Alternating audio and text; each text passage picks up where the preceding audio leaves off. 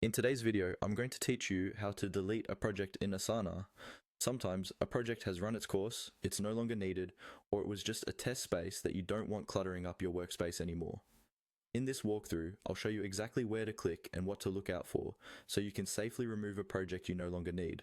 First, open Asana and make sure you're logged in to the correct workspace or organization. On the left-hand side, you'll see your list of projects. Take a moment to identify the exact project you want to delete.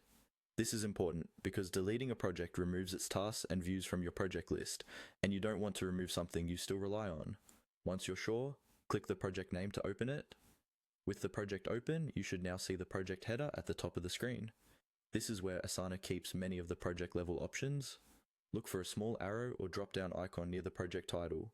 In most layouts, it appears just to the right of the project name. Move your cursor over that area and click the small arrow. This will open a menu with several options related to the project. In that drop-down menu, scroll until you see the option labeled Delete Project.